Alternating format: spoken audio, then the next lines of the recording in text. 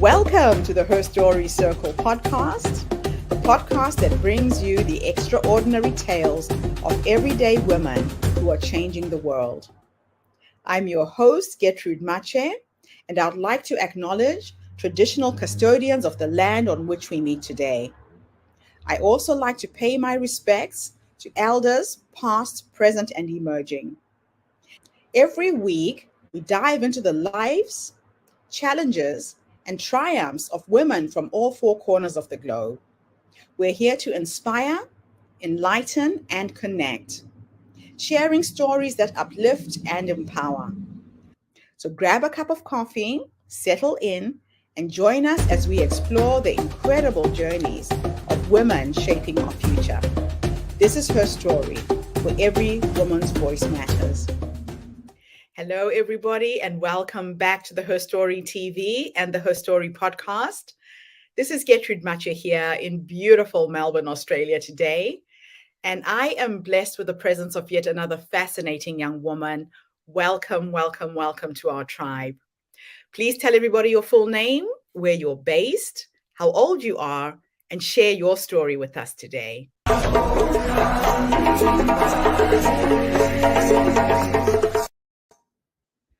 Well, thank you so much, Gertrude, for having me. I'm so thrilled to be here. My name is Krissy Webb. I am in the United States in Florida, and I am just turned 40, July 14th. So it's a big number for me. And again, I'm so thrilled to be here and share my story. So I was born in Miami, Florida. My parents migrated from Cuba in the 50s, and they came here to the United States with nothing. And so I was born in Miami. Then when I was 5, we moved to Juno Beach, Florida with Florida Power and Light, which is a power company. My dad had a job, Florida Power and Light, moved to Palm Beach County, which is about 2 hours north of Miami. And so I had a great upbringing. I have 2 sisters. My parents have been together since high school. I grew up in Palm Beach County, as I mentioned. My parents were both very involved in my life. My dad coached me in all my sports. I played back then. You played all different sports. Now kids have to commit to one sport, which I do not like, by the way, at an early age. I'm the oldest of 3 girls. Work ethic has been installed in me from a very early age. As I mentioned, my parents came from Cuba with nothing. My grandparents were very involved in our lives. And so fast forward to today, I have twin girls that are now 10. And in 2012, my dad and I were in a U-Haul. He was still with the power company after 35 years. And I said, Dad, who are my girls going to look up to as role models? And what does that look like? And how are they preparing these young women to be our leaders, our next generation of leaders? So what are they doing? And he said, and I said, what's after FPL? What does that look like? What are we going to do to make sure that these girls have those role models to look up to? So after 4 hours in a U-Haul, we went back and forth, and we said, okay, what if we start meeting with these high schools to see what they are teaching? That's where Student ACES was birthed. So Student ACES, ACE stands for Athletics, Community Education. So with the idea that through athletics, you can create positive behavior change in schools to emulate those good behaviors for the rest of the student body. Because what we kept hearing from the high schools was that the student body looks up to the student athlete. Being an athlete, parents were athletes, my sisters are athletes.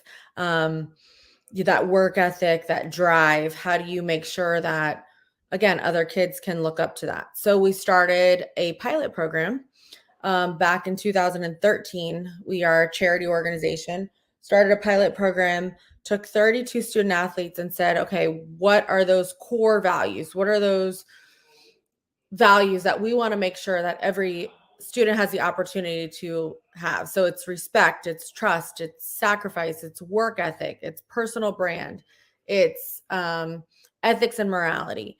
So if we can drive that through these young people, then we can really create these leaders. So we started with 32 student athletes.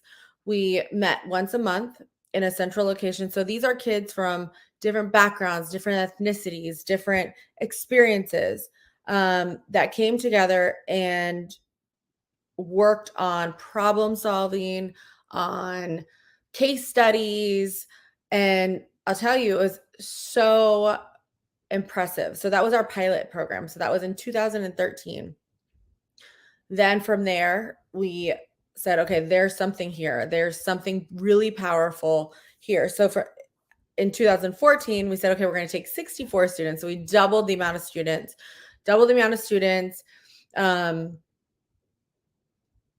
worked on that monthly class. So we met once a month, about 9 classes a month.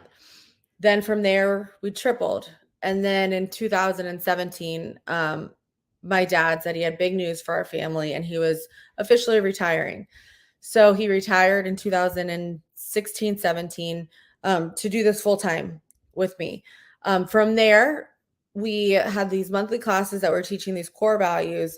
He started publishing the books and curriculum. And so everything that we teach is in-house. We started then formulating these captain summits. So we would hear from the students. And again, I'll back up and say everything that we've done we didn't look at a research study and say, okay, that's what we want to do because that's what research says. We listened to these kids and said, what are the needs? What are the gaps? And how can we help those schools and these students to provide these services? So we had these classes, and then it ended up matching research that said these kids need XYZ. So then we started with captain summits. We said, okay, what are the roles and responsibilities of a captain on a team? Because that's what the kids were saying to us was, I'm the captain of my team. Nobody's given me a roadmap. Nobody tells me how to be a leader. So then we started captain summits. So we've worked with kids all over South Florida, brought them together. So the most powerful part of our program is bringing these kids, as I mentioned, different ethnicities, different backgrounds, private schools, public schools, inner city schools, schools that are 30,000 plus a year, together in one setting to work on these problems. So then we started captain summits. Then the schools would call us and say, hey, I have a team and they have a really bad attitude. So how do I work with that? What do I do? What do I do in these situations where they don't know, how to work together, or their, personalities aren't meshing. So then we would work with these different teams and workshops and teaching these core values. But again, the model had always been PowerPoint presentation, and these kids weren't not responding to lecture. So everything that we do is extremely interactive. So that, for instance, you are on a team and one of your teammates is drunk at a party, at a high school party, and they call you. And do you go to the party and pick them up? Do you call the parents? So all of these really tough decisions that kids are really battling with, social media, pressures, mental health. So everything that stemmed from that. So then after Captain Summits, I was certified in mental health first aid. There was such a need for teaching kids how to deal with friends that were struggling with their mental health. And what does that look like? So that's a national program. I was certified in mental health first aid, continued to grow the organization. So what started with, we didn't fundraise for the first 2 years, $150,000 third year, $350,000 fourth year, to now fast forward, $2.1 million budget. So then after the Captain Summits, we got a call, and it was from Bank of America. And they said, hey, we have this building on Main Street in Belglade. So Belglade is one of the poorest cities in America. The poverty rate is astronomical. It was known as the AIDS capital of the world. It's been on the news, a lot of crime. But we had already been out in Belgrade working with these kids, and we fell in love with these kids. These kids have been through so much adversity, so much trauma, but they just need somebody to love them. So we said, we will take the building. We've been out here for a couple of years. We will absolutely take the building. We will run programs and services every single day. So with that, we have a building out in Belgrade that is serves students every single day. We have a staff of 4. Everything from the most traumatic situations that you could ever imagine to these kids going to college and workforce and all of these different things. So we've developed these programs to really, these wraparound services to provide, to fill those gaps, to prepare them just as a private school would prepare these kids. So we are so excited about what the future holds. We've been out there for about 2 years. Most of the time it was COVID, so we had to adjust, right? So we had our alumni home from college, and we had different, these were football players, we had athletes home, and they didn't have computer because when COVID happened, it was March, which is spring break in the United States. So they came home with nothing. We had schools shipping laptops. We opened as a distance learning center for kids, and really drove that, the academics component of it, because we saw that there was so much that these kids were missing out on in academics. So that's called the Student ACES Center. So our organization has programs, services, and then we have a full-time center. That's our only physical location, is out in Belgrade. And then we just recently announced ACES Elite. So my daughters are 10 now. When we started the organization in 2012, they were just born. So we've been an organization for 10 years. My girls are 10. They play competitive travel softball. So I am their coach. And we would always get asked, why don't you start younger? Why don't you, start in middle school or with the youth? Because they need these core values at such a young age. And when I said, no, high school student athletes, that's it. That's our sweet spot. That's what we're comfortable in. But then I kept seeing, these girls struggling with confidence and being berated by men that were their coaches. And, there was this youth sports component was so prevalent. And if anybody knows me, they know that if I see a gap, man, I'm going full speed ahead. So then we started this youth sports initiative, which is giving those youth sports entities that curriculum and those tools to create these young women who will be prepared and confident and have those skills to change the world. And even at 10 years old, you can see these girls just take that on. The difference between a young woman who has that confidence and those skills and believes in themselves to, starting in high school where they don't, you're trying to break through that trauma and really reverse that, that lack of confidence and that self-esteem. So we started with this youth sports initiative, which is about a week old. So it's part of our strategic plan. And I am so thrilled to do this with these young women, to prepare them to, even at a younger age, to be ready to be these leaders. We have done self-defense courses with our women. We do mock interviews. We try to give them as many tools to set them up for success as possible. So, if I would be lying if I said that it's not a 24-hour, a day job. It is, because you fall in love with these kids and you want to see them succeed. So you want to give them those opportunities that I had growing up, with parents that were so involved, and my sisters, and that connection. So they haven't had, a lot of these young women and these kids haven't had those experiences, those life experiences. So the more opportunity, it's what they choose. I mean, you provide as much opportunity as possible, and essentially what they choose to capitalize on. So you can give them all the tools and you can do as much as you can, but they have to want it themselves. And that's one of the harder things that I've learned over the last 10 years is that I can't do it for them, but I can give them the tools to set them up for success.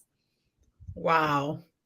What a phenomenal story. I just absolutely love what you have done. You know, right now, a lot of young girls are struggling. They're struggling just to find their feet. Leadership is something that not many have intuitively. So if you could go back to the younger you, that young woman who was starting this amazing organization, you knew there was a need for it. You weren't sure how to get it started, how to navigate the new space, but you did. If there was somebody who's listening to us right now in a similar position and is needing advice, what would you have wanted somebody to tell you at that point? 3 pieces of wisdom. Okay, so for me, it gets harder as you grow. So that, when we were an organization that was bringing in the $300,000, now as $1 million organization, it's much harder. So, you get comfortable, but you have to work harder than anybody else. And so how do you do that? You work harder than everybody else. That's the first thing, that you can't be satisfied with average. You have to learn everything yourself. Second thing, learn everything yourself. I researched who was doing it the best and and I would pick up the phone and call them and say, how do you do what you do? And how have you set your organization up to be so successful? And then the third thing I would say is surround yourself with people that are smarter than you, and ask for advice, because people are willing to help. So surround yourself with a team that's smarter than you and put your ego aside, because that's what works. So work your butt off. Don't hesitate, to learn as much as you can, and check your ego at the door. That research component is crucial. I read a quote once that said, success leaves clues. That successful people will leave these breadcrumbs for you to follow. And it sounds like you have done just that. You've reached out. There's really no point in reinventing the wheel. Everything we're trying to do has been done before. And if you can learn from someone else and learn to do it better, your starting point is much more at an advantage. And I also love the fact that you surround yourself with smart people. If you're trying to build a team, don't go and pick people who are just like you, who know exactly what you know. Find people who know more than you know and learn from them as well. And like you said, leave your ego at the door. Absolutely brilliant. So you're now this amazing organization. You're scaling pretty quickly. What are the teething problems that you are finding with scaling? I know you said that it's more challenging. You started off quite small and now you're in the $1 million mark. What are the main challenges you're experiencing right now? A passion, right? So it's my baby. I've known every step of the way to get where we've gotten. So now it's, how do you teach that, and how do you motivate, inspire, and develop your team? And then the other component is the stuff that I don't love, which is the HR and the legal and the accounting, and making sure that we're protected as an organization. So that's what we're in right now. We just developed a 3-year strategic plan to make sure that the organization is guided, because when it was just my dad and I, it was, hey Dad, what do you want to do about this? And then we would decide. But reporting to a board of directors, our board of directors they're executives, and they have so much information and so much. How do you leverage that? And then the biggest challenge for me is delegation. I'm a doer. So I like to do everything myself. And now I've gotten to the point where I have to delegate, and that's a blessing and a curse. So with growing pains, that's what happens. Yeah, it's interesting. It's like you were pregnant for a while and you had this idea inside you.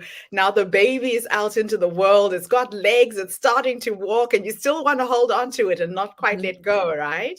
Yep, 100%. Absolutely fascinating. So, if I could take you into the future, you're now 120 years old with all of the sporting activities you do. You'll probably live to 150, and with science helping. If I could take you into the future and you could go and sit and have a conversation with the older you, this wise woman who's led you to that point, what would you say to her based on how you're living your life right now? I would say, um, believe in what you do, be confident, and do what you go with your gut, right? So they say you do everything like when you're a mom. I'm a mom. So you go with your gut. So as an older me, I'd say, whatever that is, don't hold back because, you know, this person made a suggestion. Go with your gut and do what's right because that's the ethical component, right? So we teach that in our in with student aces. It's like sometimes it's not always what the legal or whatever, but it's what's right by a kid. So the older me would say, look at, preparing for the future. Just go with your gut and do what's right. Our intuition is everything. And you're so right. The reason why I like to ask that question is a lot of women second guess themselves. We are born with all of the answers to what we're supposed to create. We do know how to do it, it's in us, but we just forget for a little bit. And so, if you can dig deep into that future you and ask her, what is my next step? How am I going to do this? The answers will percolate and they will come. And trusting your gut, I think, is a really big component to anything you'll create. If it doesn't feel right, don't do it, no matter what other people have to say. So, really good advice there. So, now that you are in this position where things are blossoming and growing and scaling, where do you see this organization 5, 10 years from now? So I see this organization as impacting as many people as possible. So if we can scale the curriculum and inform as many individuals as possible where to find it, how to utilize it. So we work with high school student athletes. So these kids have gone on to college all across the country and overseas. So if they are driving this, then you continue to impact thousands and tens of thousands and millions. So if they can take that one thing, right? Because you never know, especially with teenagers, you never know when it works, right? But a couple years later, you get that call, hey, Miss Krissy, can you send my resume out? Or hey, that one thing that you told me about working really hard, that I realize that now, right? Because they'll make mistakes. It's how you overcome those mistakes and how you fail. So if as many kids as possible of our kids that we work with or people that come across our curriculum inspire others, then you have a global movement. So that's where I see it going in 5 to 10 years is those key things. If you hear our students, they say a work ethic second to none and respect is earned, and trust is earned, so those kinds of key things that you continue to hear throughout, wherever these kids are. Fantastic. My last question is there anything I should have asked you and I didn't? What are your parting thoughts for us today? um what could you ask me that you didn't? I think everybody wants a quick fix, right? So there is no quick fix. When you're talking about mentoring or impacting lives, it's listening, right? So everybody says, loves to throw out mentoring. Everybody needs a mentor, right? But it's the right mentor. It's somebody that's committed. So when you commit to mentoring a young person, it's a 24-hour-a-day job. So for anybody who's listening that wants to mentor one of our youth in our world, just remember that every decision that you make impacts them. So your word is everything. So when you say that you're going to do something, especially my kids that have been through so much trauma, make sure you do what you're going to say. And if you're not, then just be completely honest. And I think that's something that, I've learned and I've witnessed working with other adults in this industry is your word is everything with kids. Fantastic. Well, thank you so much for coming online today and gracing us with your presence, sharing this amazing story with us and with our community. And thank you to everybody who's tuned in. The Her Story Circle is attracting some phenomenal women, movers and shakers who are empowering the next generation. Krissy, what you're doing is literally empowering the next generation of leaders. Absolute honor to have had this interview with you. So tune in again tomorrow, everybody, when I interview yet another amazing woman. In the meantime, have a fantastic day, morning, or evening, wherever you are in the world. And Krissy, thanks again for this interview. Bye for now. Thank you, Gertrude. It was amazing. Thank you. Thanks for having me. Thank you. Thank you for tuning into the Her Story Circle podcast. I hope today's story has inspired you to believe in the power of our stories and the difference you can make in the world when you use your voice. I'm Gertrude Mache, and it's been an honor to share this space with you, where voices from all walks of life come together to weave a rich tapestry of diverse perspectives. Don't forget to subscribe, rate, and review our podcast to help us share these stories with more listeners. Follow us on social media by looking for the Her Story Circle podcast for more updates. And join us tomorrow for another episode filled with courage, resilience, and empowerment. Remember, your story matters, and together we're building a stronger, more inclusive world. Until next time, keep making her story.